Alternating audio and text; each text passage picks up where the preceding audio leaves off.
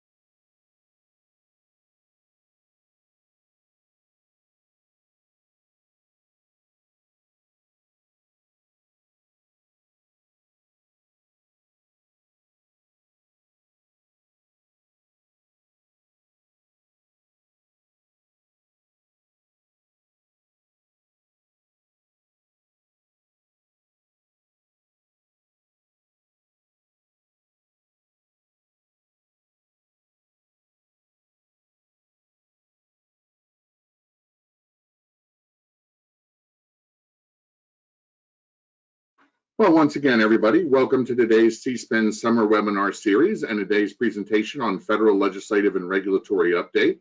We'll be starting in another 2 to 3 minutes, but a couple of the normal reminders of the do's and don'ts and opportunities for question and answer at the conclusion of today's presentation. We will be offering this presentation, as we do with all CSPEN presentations, live on our website for further review or recorded for further review at your leisure. Those will be posted normally within 24 to 48 hours from today's presentation and all other presentations. We will be attempting to answer questions at the conclusion of today's presentation as well.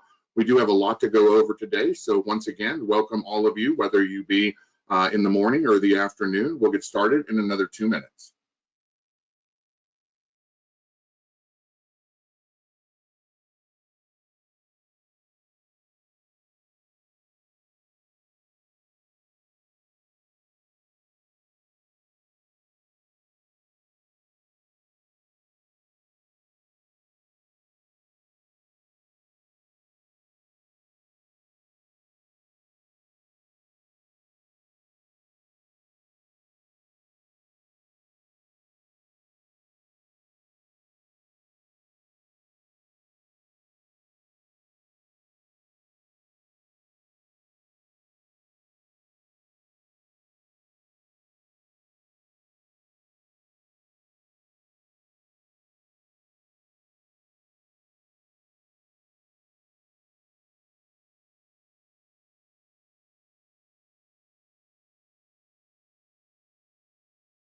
We are at the top of the hour. Welcome all of you, some 200 plus of you who are joining us today on today's CSPEN continuation of our summer webinar series. Today we'll be focusing on a number of the recent activities, both in Congress as well as within the administration and the Department of Education, and attempting to answer any questions you may have on a range of subjects. We do have a lot to cover today, so we're going to go ahead and get started. We do appreciate all of the individuals that are participating and look forward to doing our best to answer your questions and not only sharing information with you, but also being responsive to things that we can do to be helpful with you. Today's presentation, once again, is being videotaped and recorded so that you can review it and the slide presentation after today's presentation on our CSPEN website. I will be answering questions at the conclusion of today's webinar. As is always the case, if your dashboard is across the top or down the right-hand side, you'll see the question and the question capabilities. Put your questions in and I'll do my best to answer them at the conclusion of today's webinar. Given the fact that we have so much to do, let's go ahead and get started. Today we will cover all of the recent actions in the House and Senate, a review of some activities that we have covered in the past in our last conversation with you on June 28th, or excuse me, June 29th. And then also calls to action on more recent activity in the House that's taken place over the last week, literally this week and ongoing right now, even as we're giving this presentation. A recap of a lot of what's going on with regard to federal negotiated rulemaking and our assessment of the 1,322 plus comments that were provided, and a couple of other heads up from the Department of Education's perspective that we wanted to share with you as well. So without further ado, on the legislative side, looking at the Senate first, we had activity on the Senate Help Committee this week, including a continuation of discussions around nominees put forth by President Biden with regard to the Department of Education and key positions within the Department of Education. When last we spoke, I alluded to the fact that many on Capitol Hill, as well as in the administration, had questioned the fact that the Biden administration had not put forward a nominee for the position of general counsel, a very, very influential and important position in the Department of Education, as well as many others, not only Secretary Cardona, who has already been confirmed, the appointment of Richard Cordray to be the COO and oversee the student loan programs, but in particular that in order to move a lot of the issues forward, whether that be questions around loan cancellation or even just all of the other guidance that the department is putting forward, that normally one of the first slots to be filled is a general counsel slot. Well, this week, Biden, following up on Biden's nominations of 2 weeks ago, the Help Committee brought forward 3 of those nominees, not only Lisa Brown as the potential for, if confirmed, the new general counsel at the Department of Education, but also an attempt to bring back Catherine Lamon as the Assistant Secretary for Civil Rights at the Department of Education. Ms. Lamon had already served in this capacity under the Obama administration in the past, and also Roberto Rodriguez for the Assistant Secretary for Planning, Innovation, and Policy Development within the Department of Education. The initial hearing for all 3 of those individuals took place earlier this week on July 13th, on Tuesday, when the discussions were had around each of those individuals' past positions, past dealings.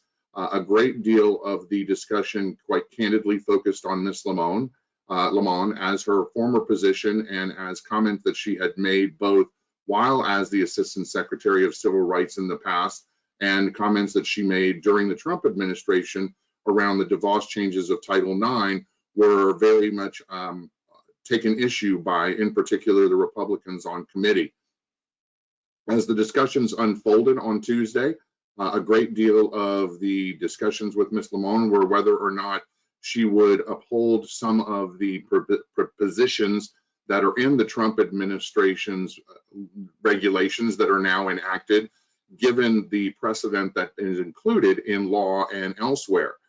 She was very candid in her statement that she would follow through on the current regulations as long as they were in place. But the key statement there is the current regulations and her ability to follow through on those current regulations. On multiple occasions, when asked her viewpoint and her opinion, she expressed the fact that the current Biden administration has already started and has an ongoing process to potentially review, revise, and certainly repeal or significantly modify the existing Trump regulations, and that if confirmed, she would work with all of those individuals on whatever potential new changes to the regulations were brought forward. Why this was so important is because Ms. Limon has been very outspoken on several of the due process and in particular issues that you've heard me talk about on many prior occasions around issues like the opportunity for cross-examination of the accuser by the accused or representatives on their behalf, what litmus test under due process rights and burden of proof would be used. All of these are the contentious issues among several others that have been the back and forth between the Democrats and the Republicans when it comes to Title IX related issues. Well, as no surprise, the Republicans were asking for what points of view she would have. They pulled quotes from statements that she had made during the Trump administration and really put her to the test on some of what her views were. Ms. Limon did a good job in responding, both in terms of not focusing on her specific views, but on her representation of the Biden administration, if confirmed. Also did express once again the fact that she would move forward and interpret the regulations as benefited by potentially Ms. Brown and the interpretations from legal counsel and from others. For Ms. Brown's portion of the Q&A and her portion of the hearing, there was a great deal of discussion from the Republican side once again on what her interpretation or what her position would be on student debt loan cancellation, a major issue that the Biden administration and the Biden-Harris ticket brought forward as part of their planks for becoming the 45th president and vice president of the United States.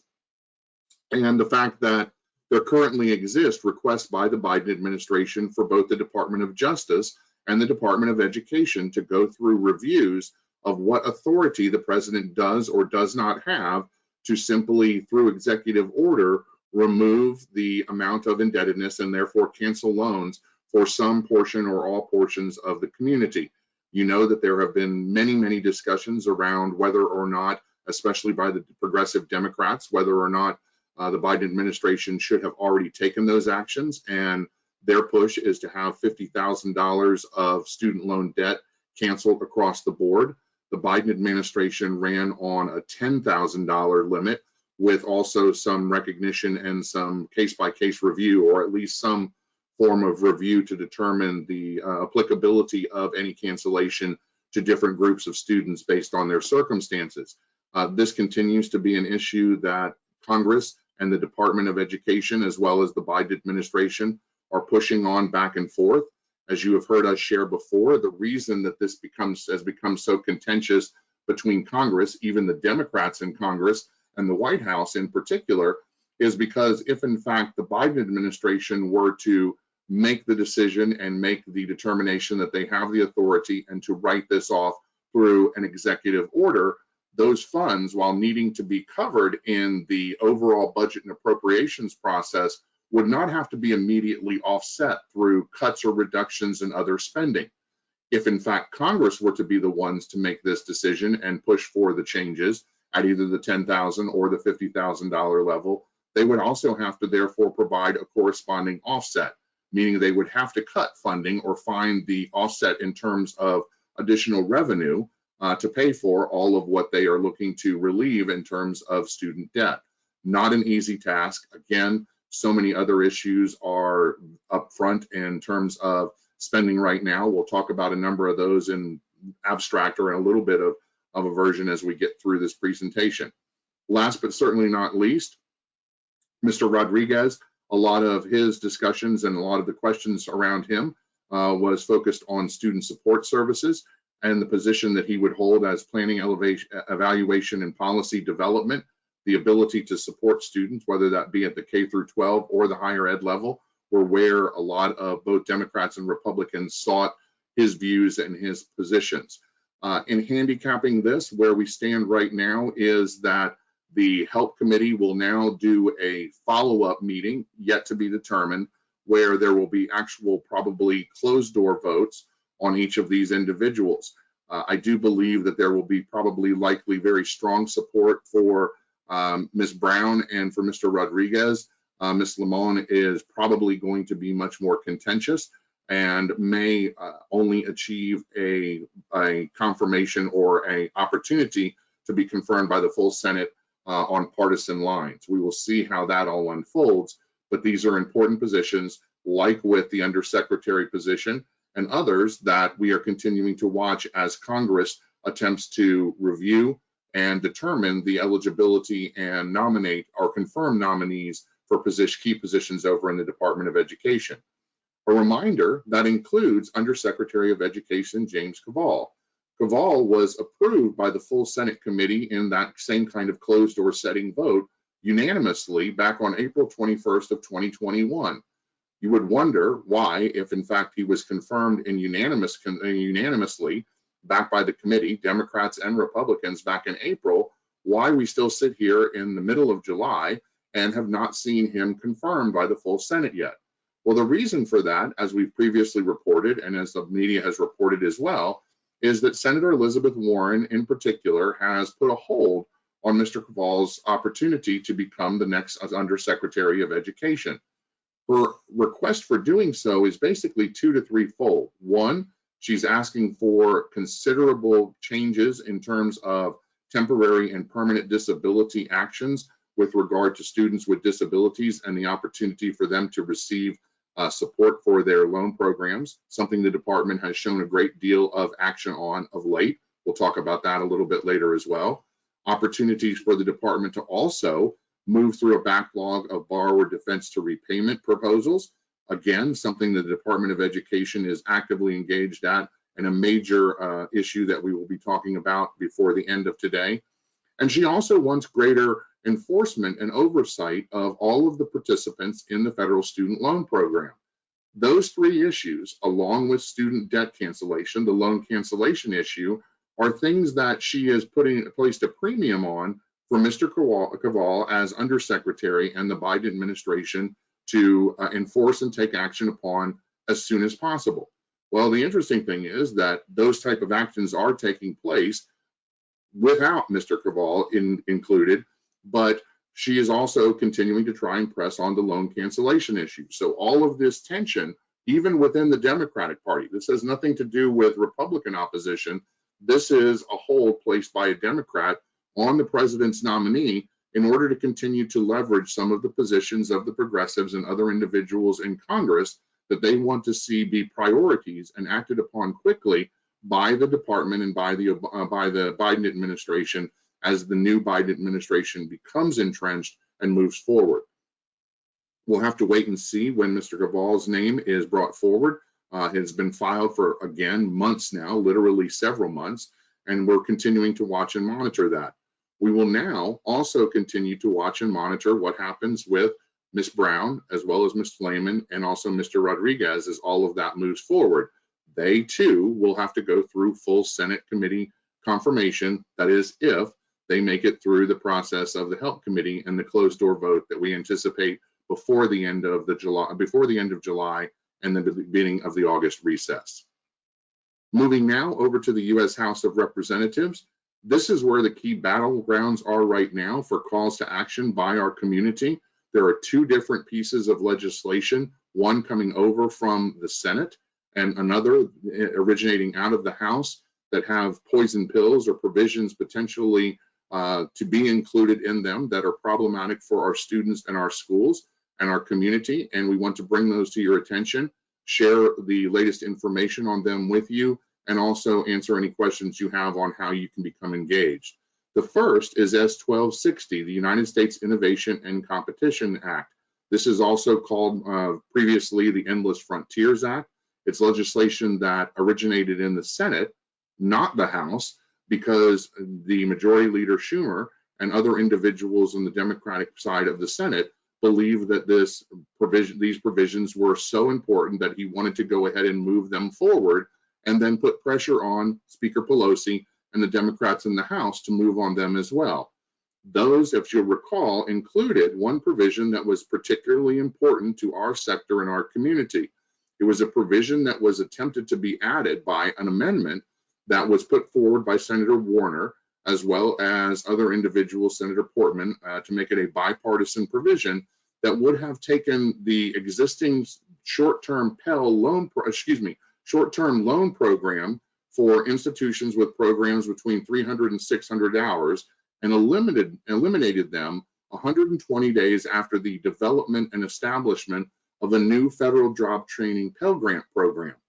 This program was designed to provide between 150 and 600 clock-hour programs with the opportunity for Pell access based on a number of criteria and eligibility restrictions that institutions that sought to participate must be able to show to the Secretary and to the Department. All well and good, except for one problem.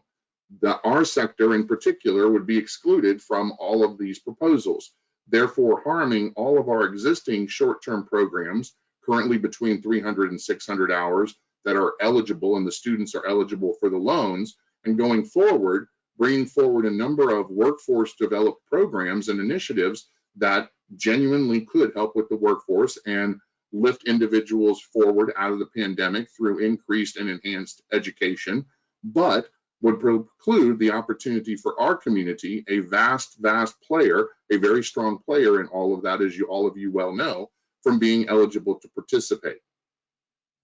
When this was brought forward over in the Senate, just before and after the Memorial Day recess, the whole entire community, with CSPEN taking a leadership role, we talked about this well before as well after the Memorial Day recess, and literally intimated that we anticipated that short-term Pell eligibility provisions were likely to be included in the Biden proposals on the American Jobs and the American Families Plan.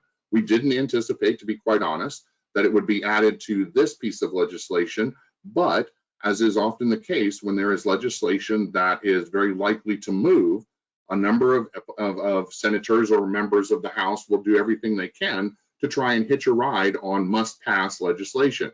That is why there were over 600 amendments offered to the Innovation and Completion Act, and as a portion of a package that was put together of some 40 plus amendments that was being brought forward by Maria Cantwell, who is the chairwoman of the committee with jurisdiction over this bill in the Senate. She attempted to bring together a package of 20 plus bipartisan provisions, including the Warner-Portman provision, and another 19 or so Democratic-only sponsored provisions. Well, in the course of putting this package together and trying to bring it forward through the Senate floor process, Ms. Cantwell brought it forward in the hopes of having unanimous consent, basically a thumbs up without any opposition from any senators in order to add it to the underlying bill. Well, given the fact that there were those 19 plus contentious provisions Republicans didn't like, as well as some of the bipartisan ones that they might be willing to adopt or approve, and the cost associated with those on top of the cost of the underlying bill, Rand Paul spoke up in objection to the package that was put together. So we were fortunate because of big P politics, not specifically the little p policy of all of each of those 40 some odd amendments, to have the actual proposal not adopted. That does not mean that the discussions and the battle is over, because as I showed in that first slide, we now of this particular section, we've now taken this legislation and had it completed in the Senate without this provision, negative as it would be for our students in our community, and it's being brought over to the House, where yet again there are Democrats and Republicans potentially in the House that might attempt to revisit the provision. We know that Representative Levin from Michigan already has a provision similar to that was put forward by Kane in the Senate, and Warner, both Virginia Democrats, on this same issue, and there might be attempts to move a similar proposal as the House begins to move forward with its legislation.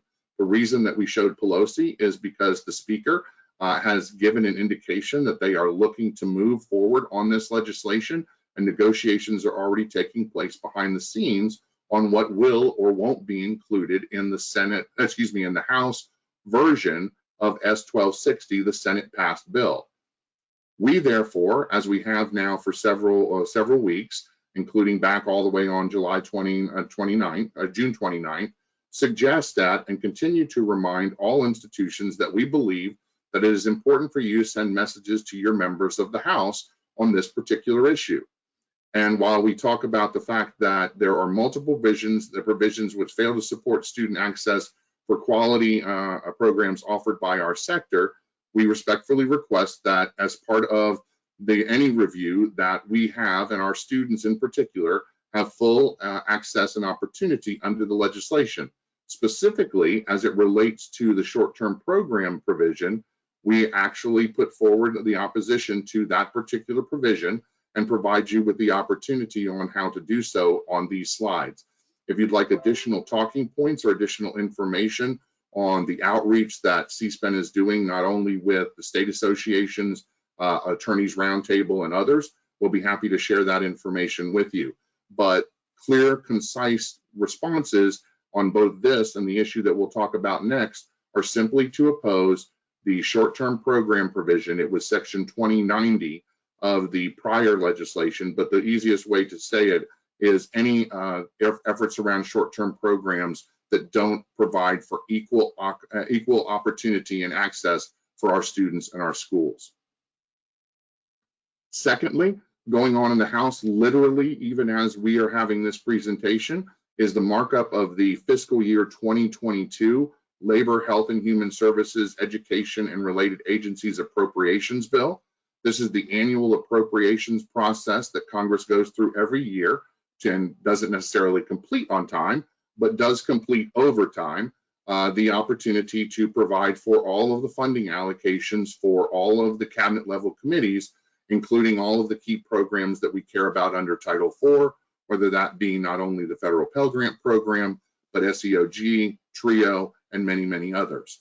Well, throughout the course of the House's discussions and their markup, which began with a subcommittee markup earlier this week, and now the full committee having their markup today, we are concerned that there are not only some good news in there, additional money in terms of increase in enhancements for Pell Grants, a proposed $400 increase when laid upon the top of the other money that is provided would provide for a substantial increase in the federal Pell Grant program, moving it for fiscal year and academic year 2022 to over $6,800. This is a breakdown that shows you how the Pell Grant program is formulated, and the fact that there is the subcommittee's proposal to increase it by $400, and the maximum would be $6,895. The president has proposed a doubling of the Pell Grant program or more, but also in his budget had that same $400 increase. You can also see here increases of 16% in SEOG, increases of almost 21% in federal work study. It does note in this information that I pulled also information on presidential proposals, which is this line right here, that does include money that's not included in the appropriations process for free community college. Keep in mind, part of this is part of the negotiations and discussions that are also ongoing right now in the Senate and in the House around the American Jobs and the American Families Plan. But right now, we're going to remain focused on the appropriations process. It also shows you here that on the House side, there is a considerable and concerted effort to once again increase the amount of money for a number of our institutions that serve underserved populations, whether that be the HBCUs, the tribal institutions, the Native American institutions, Hispanic serving institutions, and the like. All of these are seeing considerable increases, as well as new programs receiving programs previously in existence but not receiving funding, receiving huge increases. You can see once again TRIO as we get down here into some of the other assistance programs, and Gear Up getting large proposed increases as well. All of this to share with you that again, the department, the House is looking at, and the Democrats in the House are looking at a number of ways to try and complete the sum of the president's initiatives for increased spending, in some instances going further than he would go, and in other instances not going quite as far, but for a number of the grant programs going above even the president's request. You will also note here that One of the things that continues to be tracked is the mandatory spending not included for completion grants. This is the $62 billion that the president has proposed for the opportunity, along with the community college, free community college, for enhancements of student completion and retention at all forms of institutions other than our own. A very strong signal, we believe, and I think that any of us can assert that the administration recognizes that their completion and placement rates, as well as their retention rates, pale in comparison to our own. And ironically, they're therefore trying to provide money here and then also money in labor for ways in which to not only promote the opportunity for access to community colleges in the workforce-related disciplines that we do oh so well, but recognizing that they also need to enhance the retention and the completion and the placement of these other types of institutions that are not as effective in doing so as we are. With regard to the Pell Grant program in particular, the good news once again for students is that there is an increase. It's less than what the president proposed, but partially because there's also a surplus in terms of additional money already sitting in the balance of the accounts of the Pell Grant program, that even with less money than the president requested, they can still fund the same increase, which would provide, as I said previously, a $6,895 maximum federal Pell Grant for next year's award. This is short of the overall proposal that the president would like to get to at some point in the future, which is $8,370.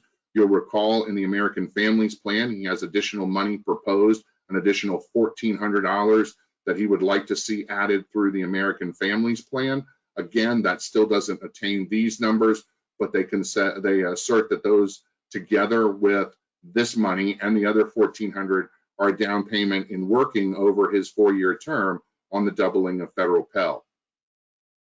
Again, here's just more information directly from the report language and elsewhere that details how they get to the maximum federal Pell Grant numbers and other information there. What we want to focus on, however, is not so much the good news for students and accessibility and potential increases. Keep in mind, this is just proposals coming out of the House. We still have to go through the Senate and then a negotiation through conference to determine the final outcomes. But that is potentially good news because we're seeing all sorts of new and increased funding in a number of different potential areas for students through all of the grant assistance programs. What is unfortunate is included with all of that appropriations language on funding is an area where they've added general provisions. And those general provisions are riders, or effectively what we call in Washington, D.C. riders, that focus on potential changes to the underlying statute, whether that be the Elementary and Secondary Education Act or the Higher Education Act or others. And concluded within the 18 or so riders that are proposed for this year's appropriations bill, Section 312 has this language that looks rather benign, as we reported to you on Monday, when we saw over the weekend the actual language come forward out of the committee and their markup on Monday, where they look to change the 90-10 rule back to 85-15 simply by striking 10% and placing in turn 15%. Again, basically taking the 90-10 rule back to its roots of 85-15. The report language that accompanied it, the committee is very clear. They just want to change it back to 85-15. Well, we obviously oppose that particular provision. We came out on Monday afternoon after the subcommittee markup completed, and throughout the course of this week have been working up on Capitol Hill, along with others within our community, on efforts to oppose the inclusion of Title III, Section 312 of the general provisions, or the modification to the 90-10 rule.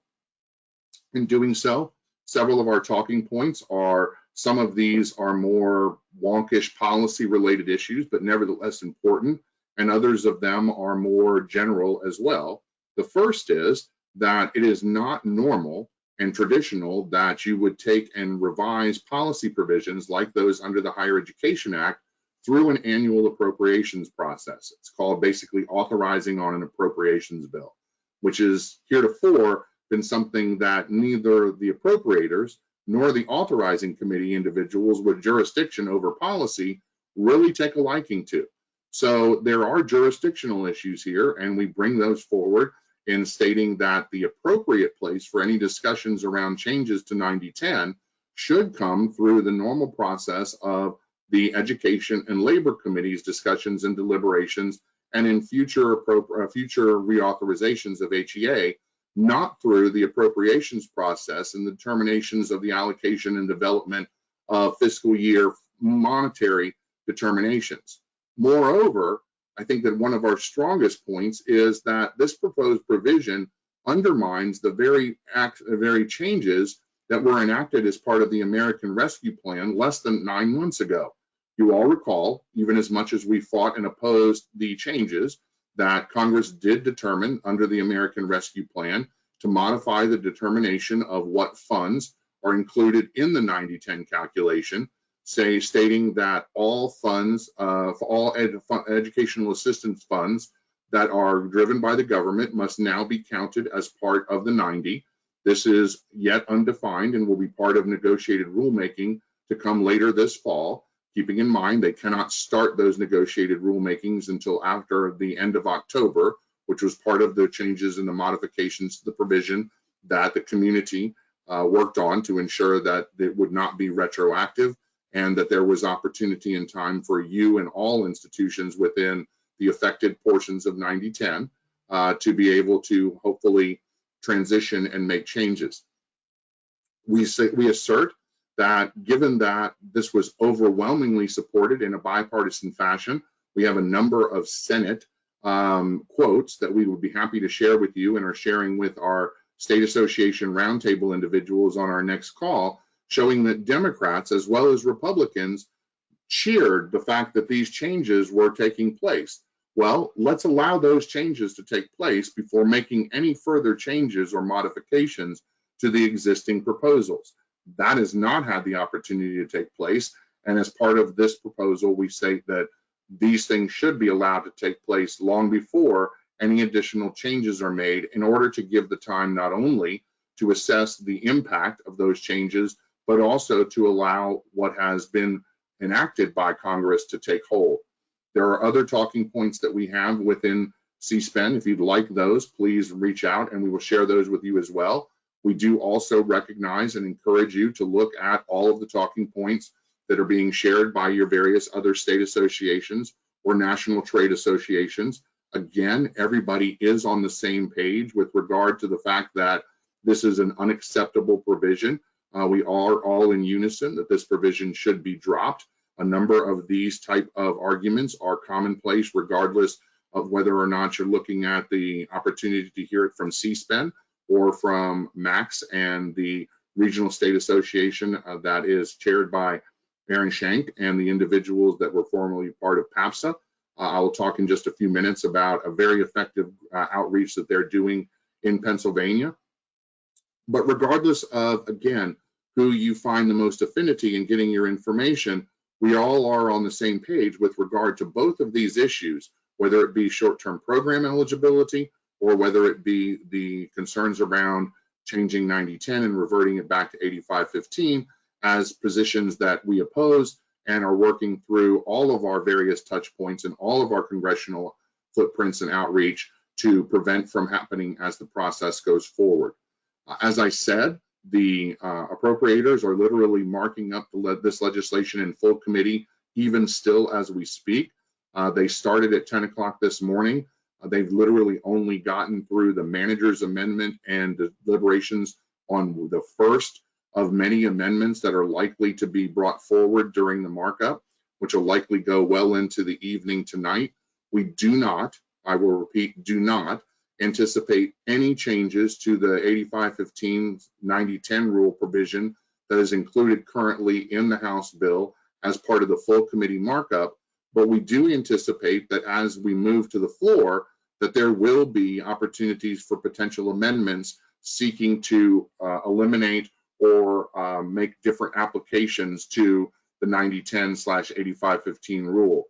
What is important to note is even as they are marking this legislation up, The U.S. Chamber of Commerce, in their letter on to all of the House appropriators, had a long laundry list of the things that they support in the bill and several of the things that they oppose.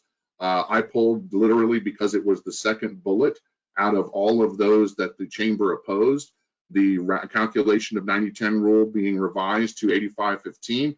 This is to show that there are major groups that are also supportive of our position. You can see that this was actually posted by the Chamber of Commerce yesterday at 10:30 a.m. in between the House subcommittee's markup on Monday and the markup that started today at the full committee level. In terms of what's next, we do anticipate that the House will conclude their markup of the legislation, again, without changes to the 85-15 proposal before the end of the week, probably later this evening or in the wee hours of the morning. What will then happen is that the legislation is slated or proposed to be to the full House floor before the end of the July period, before the end of this month. And as we head into the August recess, we will wait to see whether or not that happens. But as we are preparing for the House floor, we have had a great deal of contact with many members on the Appropriations Committee, as well as many individuals on the Authorizing Committee and elsewhere, all seeking, Democrat and Republican alike, their opposition for the reasons that I alluded to and many more, to have this provision removed and for these discussions to take place at a time in the future. As we get closer to floor consideration, you will likely hear about one or more amendments and the specific authors of those amendments that will bring them to the floor for discussion.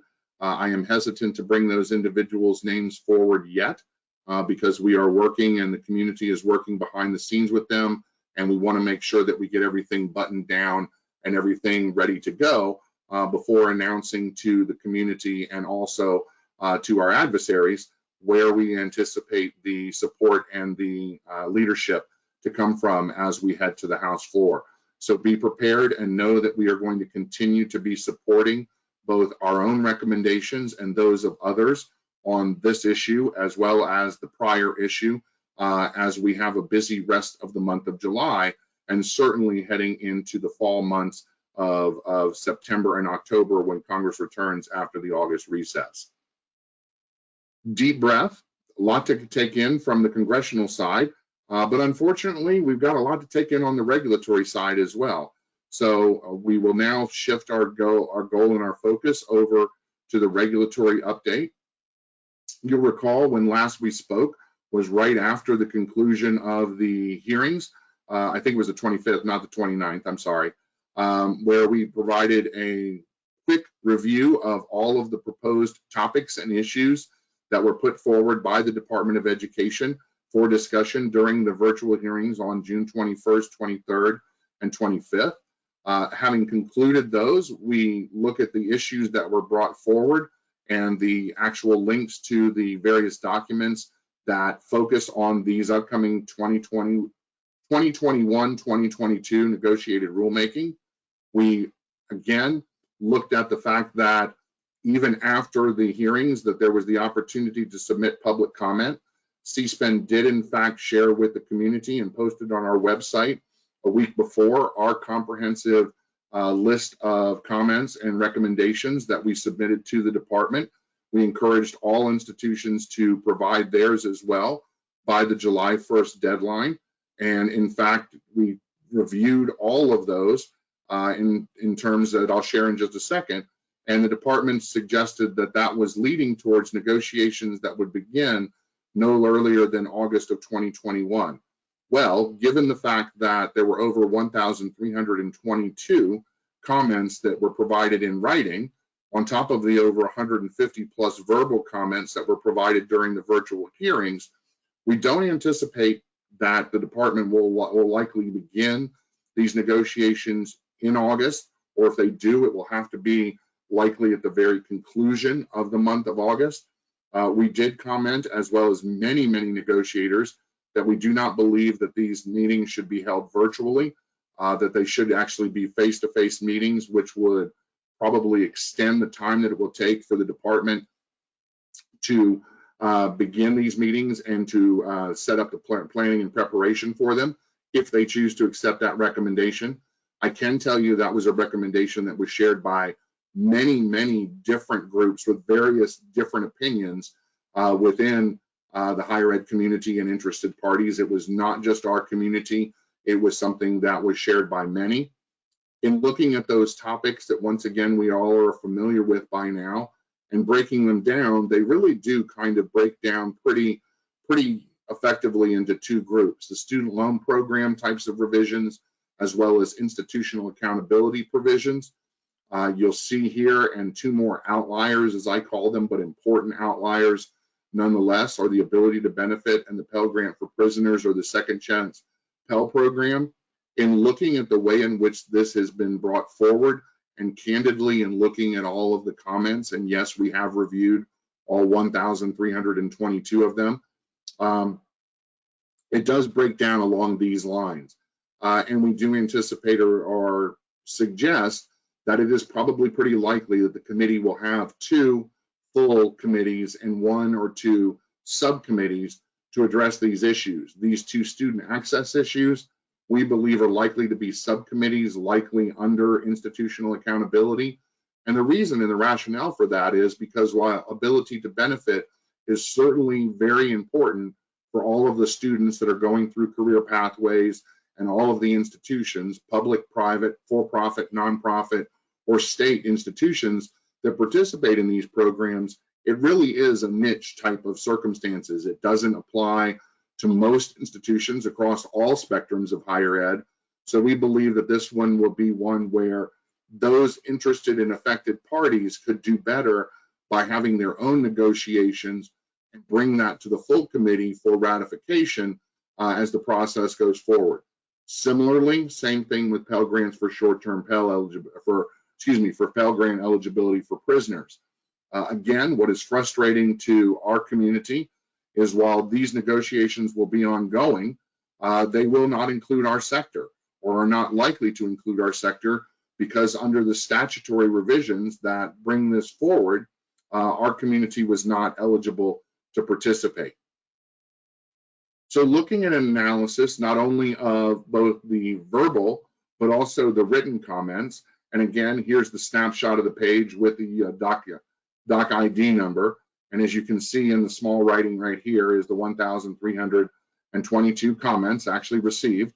What we have done here at CSPEN is we have spreadsheets that basically take all of this and break it down by topic area, including these topics, and kind of putting them in categories, and then making minor and major notes of comments in relation to each of these issues for the purposes of working towards the development of planning and preparation for additional comments and additional actual red line proposals as we get closer to the department's announcement of the actual committees and the actual negotiations that we, again, believe will start probably in September, but we will look for further information from the department probably sometime this month or in early August.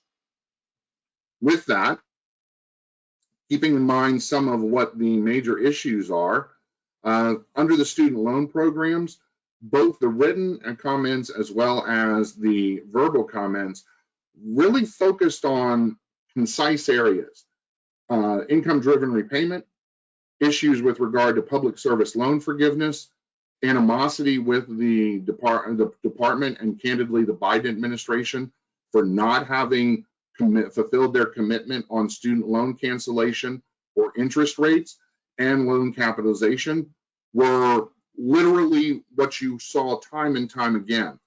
What is interesting is that there were many students with concerns about public service loan forgiveness in terms of the conversion, where if an individual converted from one loan program to the other or consolidated their loans, they were unaware that under the regulatory interpretations that the 120 consecutive repayments or 10 years of consecutive repayments, the clock restarts ticking.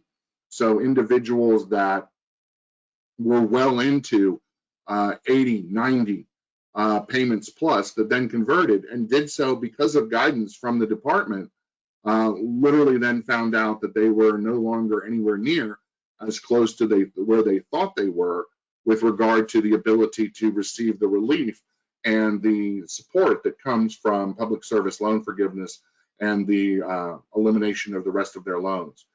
Temporary, total and permanent disabilities was another major topic with regard to those loans. A great deal of the representatives on behalf of those communities and individuals themselves shared stories of their frustration with the backlog and the Department of Education in the review of the submitted applications, and urged the department to review and get the backlog taken care of, as well as provide better opportunities for support for full relief of individuals with total and permanent disabilities. A lot of that, again, are things that the department is starting to show indications that they are moving on. There were press releases and announcements with regard to assurances that individual with those applications that were about to lapse, that they were extending the review period and some of the application period, and the department is doing more on total and permanent disabilities. Again, an issue that Ms. Warren and others in Congress have sent letters and urged their now Democratic-led Department of Education to address, and to address quickly. Similarly, whether it be public service loan forgiveness or IDR, there are a number of individuals that propose ways to simplify these processes. We do believe that'll be part of what the discussions will be. We know that there are such a large group of IDR, income-driven repayment proposals, with only nuanced differences. If there are ways to streamline those are important things to be done. But again, as it looks towards some of these other broader public policy issues and commitments from the Biden administration, it'll be interesting to see whether or not, and the degree to which, they can try and encompass many of these proposals into the negotiated rulemaking. I believe, and there are many, many others that believe, that while these are laudatory requests and are part of campaign commitments that the Biden administration has made, that you cannot do a number of these without statutory authority and statutory enacted law to enable the regulatory process to then fulfill those commitments. So while many, many heartfelt and very, very heart-wrenching requests were made, not all of them are likely to be able to be things that can be included, at least I don't believe so, and others don't believe so, as part of these negotiation processes, because they would take statutory authority to do so. Shifting to the institutional accountability provisions, once again, we'll go through these. Not much has changed, quite honestly, even in all of the review, maybe some nuanced things, but by and large, what we saw and witnessed verbally is simply just reiterated many, many times over in the written comments with regard to the key accountability provisions.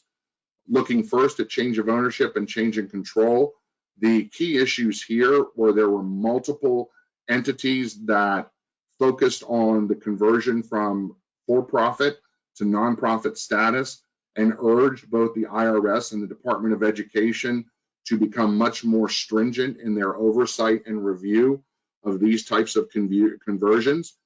In particular, the Century Foundation, but others as well, have not only gone so far as to say that there needs to be increased and enhanced oversight, but are demanding and asserting and even providing recommendations of what the definition of control should look like.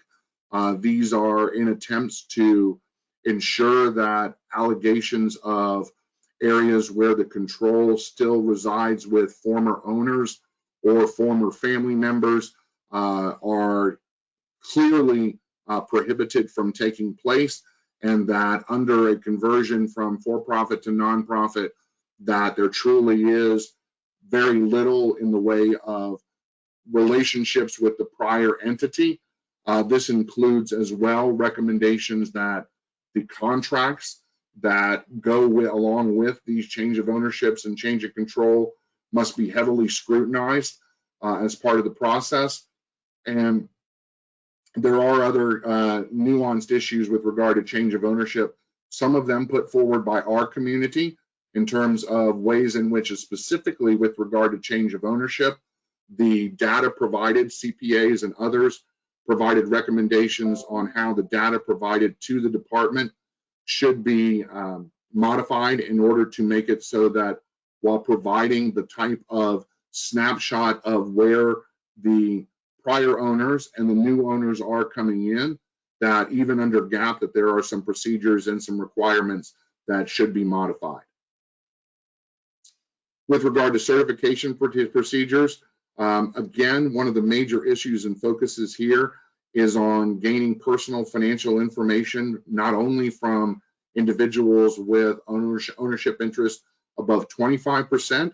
There are those that want to know all of that information, regardless of if it's 1%, much less 25%, and are focused on a great deal of a desire to ensure that there is greater notice of liability of individuals in the event of precipitous closure, and that the department has as many written as well as regulatory opportunities to invoke personal liabilities in the event of problems. This does speak to several issues that we've seen in prior planks from the Biden administration, as well as in House in particular hearings that have taken place over the course of the 117th Congress. There were several individuals that, once again, without giving great detail, did push for certification procedures to be more stringent, specifically on for-profit institutions, while not saying what the value proposition is or what specifically institutions should be required to do. By most of the commentators, they urge the department and the Biden administration to follow through on their commitment that proprietary institutions solely must prove their value prior to being eligible or continuing to be eligible for participation in the federal student aid programs. While most of the proposals didn't include recommendations on how to achieve or attain that, some of them did.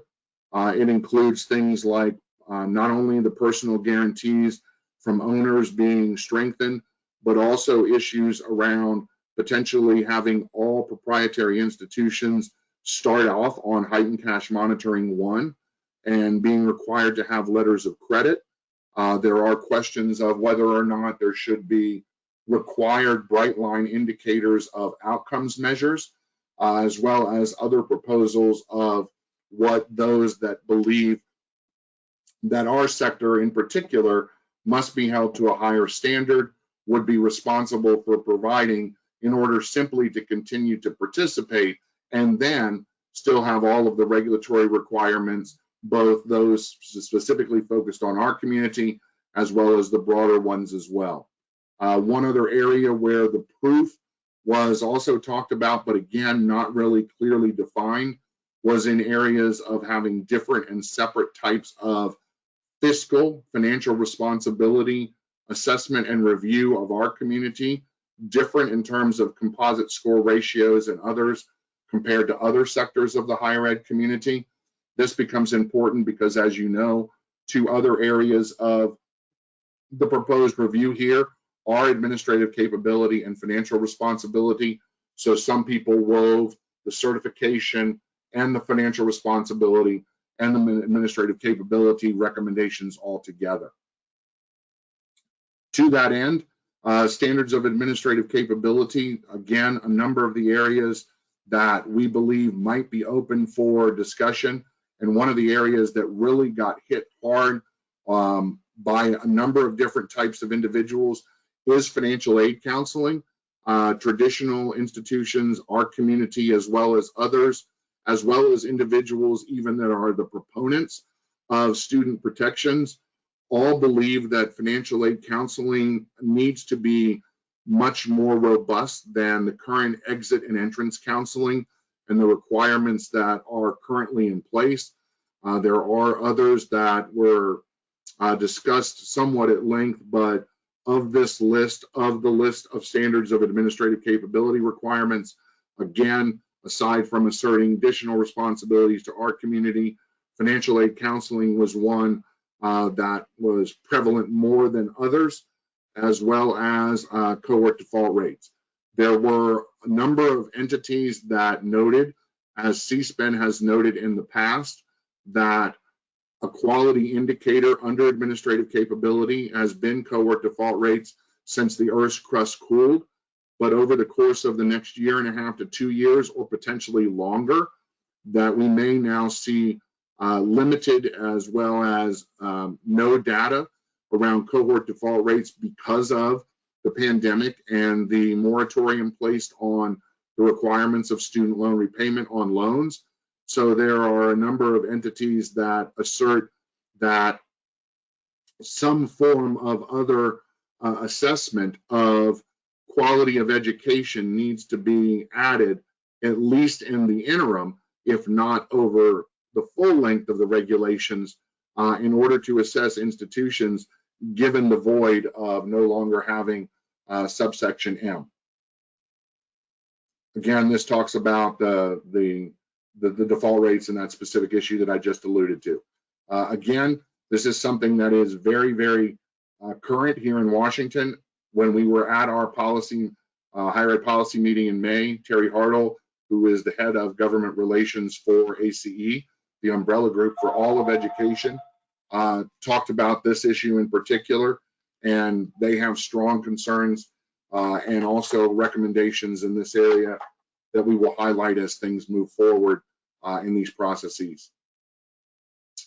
Another area of specific concern and focus for our community is borrower defense to repayment. We're going to talk about not only these recommendations, but also recent activity and actions and press releases from the department here in just a few minutes. But it is very clear that this administration is looking to return to many of the proposals that were implemented regulatorily under the prior Obama administration. Calls for return of class actions, calls for the opportunity for shortened and abbreviated review processes, not only by class, but by the department alone, based on complainants, without a great deal of the due process and the opportunity for institutions to provide rebuttals and or appeals, and the fact that there are those that want the existing triggers, keeping in mind those triggers never went away from the Obama administration, even through the Trump administration. The mandatory and the discretionary triggers remained, but the implication and the adaptability of those, or in the enforcement of those, were modified. Well, they want to go back to the much more stringent form of enforcement of those. What we will talk about here a little bit later, again, is the fact that the department is moving very quickly right now to clear out a backlog of both closed school as well as existing schools complaints, and we want to share some information on that with you before the end of this presentation. Mandatory pre-dispute arbitrations and the class actions. Again, everything old is new again. The proposals are from the department to consider having the pre-dispute arbitration clauses removed from all forms of enrollment agreements. There are many, many individuals on behalf of Legal Aid Society and student groups that are very much in support of this proposal, where we're contrasting a number of our community and candidly other sectors of the higher education community that at least raised concerns. Not everybody saying that they were willing to oppose review, but we're looking for more specific case-by-case reviews, so that in some forms, in some instances, it might still be allowable, and in others, it would be prohibited. So again, splitting some of this up is yet again some of the things that we're going to have to be prepared to respond to as the negotiations move forward. With regard to financial responsibility, there were a number of institutions that, as CSPEN included in our comments, were very much concerned that we still do not have any indications from the Department of Education on how they will address the existing and now submitted for many institutions with a calendar year end 2020 year end, their financial requirements and financial audits, and what will be done with the financial responsibility criteria in the event that they dip below the 1.5 or the 1.0 ratios for the composite scores in a pandemic, and recognizing, like with the private nonprofits and so many other institutions, that the hardships that have been brought forward by the pandemic are impacting a number of different regulatory requirements. And whereas the department has given at least relief, or at least a recognition that on things like the 70/70 requirements for short-term program eligibility, in particular around placement, may not have harm taken out with them because the department acknowledges and aware that placement is hard to do when the pandemic has been ongoing for now some 19 to 20 months. But we haven't gotten any information on what the department intends to do, or more hopefully not do, in terms of enforcing the regulations around changes in composite scores and the other financial responsibility criteria. Many other groups did provide nuanced proposals around financial responsibility. Many of them, as you could imagine, focus on issues regarding GAAP, generally accepted accounting procedures, and a number of them are very, very nuanced. We have those written down and are going to continue to work through our CPA working group on those that are important to our community as well. Last but certainly not least, gainful employment. Again, this is another major issue that focuses predominantly on our sector.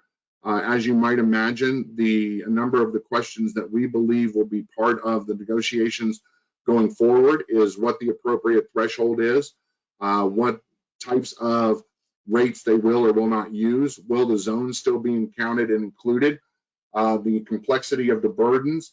I don't think it would surprise you that many different types of institutions, including not only in our community, but in others subject to this, community colleges, as well as traditional colleges and universities in the private nonprofit sector, all are looking for their own types of accommodations based on what they perceive to be their unique characteristics. It will be very interesting to see how these long-standing negotiations, and candidly, not a lot new here, but a great deal of data presenting what has been learned over all of the years of gainful employment, both while it was in effect and subsequent to it not being in effect, how that's going to play off in these negotiations. So, long-winded way of saying that CSPEN continues to be very, very focused on tracking and preparing and planning, as I alluded to earlier, not only looking at what everybody has put forward in terms of their recommendations, but starting to plan and provide for recommendations in terms of actual regulatory modifications, either pro or con, that we can anticipate, formulating with key experts what our rebuttals to some of the negative provisions or proposals would be, what the advancement of some of our proposals would look like, and the talking points and the like to substantiate those. So stay tuned, and we'll continue to share more and more information on this as the process continues to move forward. Now, in the time that we have left, the breaking news, as I alluded to, one of the things that I wanted to make sure that you were well aware of is that over the last month or so, or basically 2 months, going back into June and July, the department has moved forward and has put forward 2 press releases showing that they have done a great deal of additional review with regard to the process of outstanding complaints under the borrower defense to repayment process. You may recall that back on June 16th, they announced that they had provided an additional $500 million in relief to borrowers from Corinthian and ITT, and that this was part of a continuation of a commitment by Mr. Cardona and the department to continue to do additional reviews on outstanding complaints under BDR. They more recently, last Friday, announced that they are continuing that process and put forward the notice that they have now done additional claims for individuals that were part of either Westwood colleges, Marinello School of Beauty, or the Core Reporting Institute. And in all three of these cases have put forward the opportunity for additional relief for those individuals and all of the requests that they have put forward. What is not made public in this, but what we know is happening, is that in addition to these probably more expedited reviews, because the institutions that would have been providing responses are closed, is that the department is also currently sending out large volumes of existing requests for relief and complaints to institutions that are currently still in existence. So do not be surprised if you either have or will start to see from the department the request for you to respond to any outstanding borrower defense to repayment claims submitted by individuals related to your institution. I am aware, and in talking with the attorneys roundtable, with the auditors, and with other portions of our collective community, I'm aware that institutions are receiving these in large bulk fashion. In some instances, depending on the size of the institution, upwards of several hundred. Now, that's at institutions that have literally multiple campuses, to where it's not a large number when you look at it in the overall comparison to their overall cohort of students. But when they're only given 30 days to respond to those hundreds of complaints, many of them very frivolous, but nevertheless have to respond to each and every one of them, you can imagine the administrative burden and the task that is required to do that in such a short turnaround period of 30 days. So please be aware that this is something that is happening with the department. We do, again, express the recognition that this is consistent with the pressure being put on the department to review these backlogs and to reverse and to modify much of the borrower defense to repayment changes in the process and the review and evaluation that was done under the Trump administration. Again, pressure from Ms. Warren and others in Congress, as well as the commitments that others in the Biden administration wanted to see happen on their own accord. So please know that that is out there and these are happening. And again, if you start to get these requests from the department for your institution, CSPEN encourages you to work immediately with your legal counsel, as well as with your auditors and or obviously your internal teams to address these concerns. You do need to complete and submit them back in a timely fashion and make sure that you can provide as much information as possible to justify the illegitimacy of the claims, or where justified, where remedies are necessary. Last but certainly not least, while we've talked about nominations for that must be confirmed by President Biden with regard to the Department of Education, the department announced just this week additional individuals that are being added to the department's the Office of Federal Student Aid. Those include Mr. Along, who will be Senior Advisor for Management. You can see here that one of the things that you will notice crop up into many of these individuals is a tie to the Consumer Financial Protection Bureau. Like Mr. Cordray, who is now the COO, many of the individuals that are being tapped to come into the department for the new administration have a heavy background in the Consumer Financial Protection Bureau's prior operations. Not only there do you see that with Mr. Alog, but you see it with Kristen Donahue. And again, her participation in the CFPB and her work in the past with regard to financial institutions and entities. And lo and behold, yet again, the Consumer Student Borrower Protection Bureau and the CFPB with the new Ombudsman, Bonnie Luttrell. So we will continue to watch the opportunity, and sorry for that last little bit, for the opportunity to work with these individuals, but know that they come to the department with a disposition that has been somewhat antagonistic, not only with the lending community, but certainly expressed concerns with portion of our community as well. I do believe that many of those individuals still come with the ability and the opportunity for us to share favorable experiences and the guidance that show how we have complied with all of the regulations, but we're going to continue to need to work with those individuals and reach out to them as things go forward.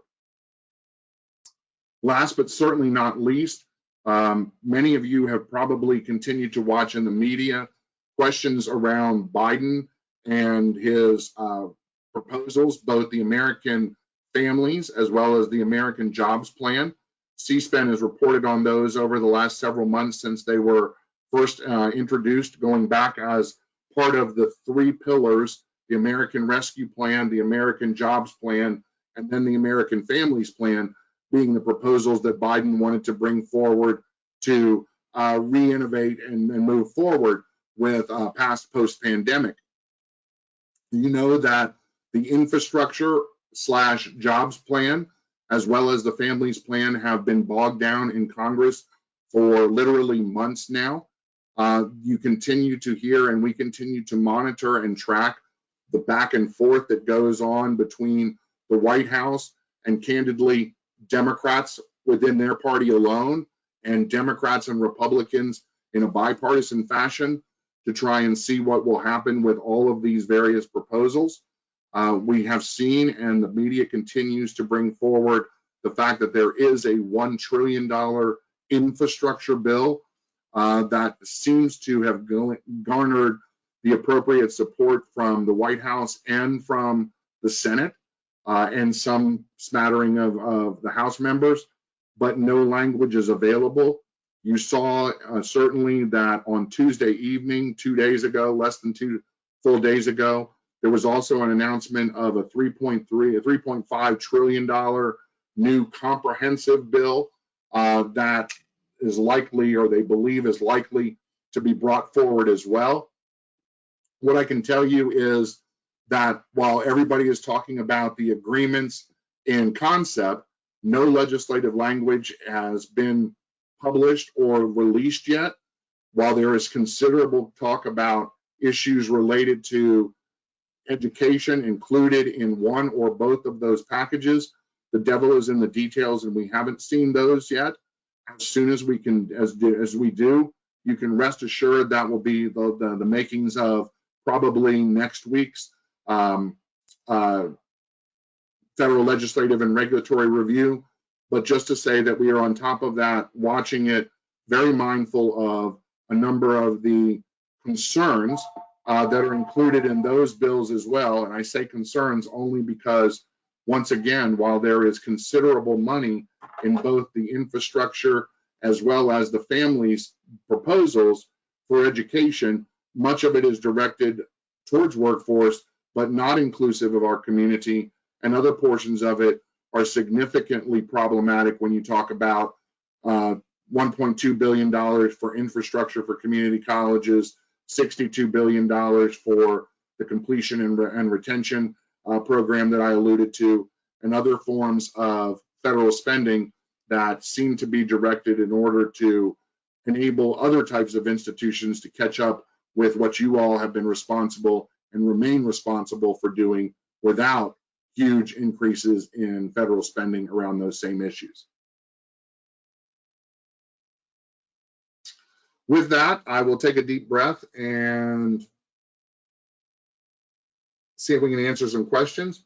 First question is the ability to show the difference between the president's proposal and the actual work of the Appropriations Committee. Best way I can do that is you can see the line drawn here, and there should have been another line, but the president's proposal is this area right here. The actual House subcommittee and House proposal are all of the ones to the right of that. The budget proposal is just that. It is an attempt to try and provide directions to the appropriators. It is the Congress that actually determines the funding. So while obviously the president can put forth whatever he would choose to, or she would choose to, it is Congress that makes up the actual determinations. So that is what we focus on. The reason that I included and others have included these other types of budget proposals that are from the president are because you can see where it will add considerable amounts of money necessary to be actually funded. And part of the reason why that those are in there is to show as well that Congress thus far is not willing to embrace and put those monies in to the process. Now, the other part that is noted is that many of these are mandatory spending, which would be offline from these discussions. So again, it comes down to where and what legislation it's put in and how it's brought forward. Other questions? Tom, what can we do in order to be able to be more active? You can participate at your state level as well as at your federal level with your various state associations, with us here at CSPEN, as well as with your other national trade associations. I'm not sure the person that asked that question, but if you're in the beauty and wellness community, you can certainly reach out to AACS, longstanding individuals that I had the honor of working with in the past and continue to work with many of the institutions in that sector through CSPEN and through separate clients that I have. I can share with you the types of talking points and information that they provide. You can also look to CQ and the information that they provide. But again, doesn't matter where you get the information, and you may want to, candidly, depending on your disciplines, look at all of them and then do what is always the best thing that you can possibly do, and that is then take all of that good wealth of information and make it your own. Because the bottom line here is, when you are advocating for yourself, the ability to speak from the heart and the ability to speak in a manner that you are most comfortable with is one of the most important things that you can and should do on behalf of your students as well as your institutions. And also, don't forget to include your employers and other entities that can support your case. More often than not, we forget that the employers can sometimes be our best advocate, because they're the ones that can show the completion of the process. You brought them in, you effectively educated them, you enabled them to meet their skills requirements, whether that be license or certification or simply the knowledge base, in order to enter the workforce and have the employers utilize those individuals as part of the workforce. And now more than ever, as you've heard us talk about here at CSPEN, workforce education is literally being discussed at every hearing that's being done, because of the pandemic, because of the recognition that individuals that are coming out of the pandemic have the opportunity to maybe retool or reset in terms of their future opportunities and expectations, that now is the time to do that. That's why you see some of the changes in the proposals around ability to benefit, even at the regulatory side, as well as in legislation, in order to continue to try and promote access to skilled education in order to lead towards jobs and the workforce. And we do that phenomenally well. I came in late and apologize if you already answered this, but have you heard any projections on when NEGREG will take place? I keep hearing late summer. Again, what we are hearing is that the department said that they would do so, or they anticipated doing so as early as August. We anticipate, and what I'm hearing, although nothing is set in stone, is that, again, given the 1,322 comments that they need to review and go through and determine how all of that plays into the list of issues and topics, it could be by the end of August, but more realistically, it looks and feels like potentially September. Big questions still loom and still remain over how many committees, what issues, and what breakdown. We've given you the view of what we think and how we think that it'll drop on student loan program issues and also on institutional accountability issues. We also believe, and again, that the department is hopefully taking very strongly into consideration requests to have this be face-to-face negotiations and not virtual negotiations. While that may forced them to take a little longer to establish the committees and move forward with the negotiations. Many people from all spectrums believe that that is a more productive process than trying to do it virtually.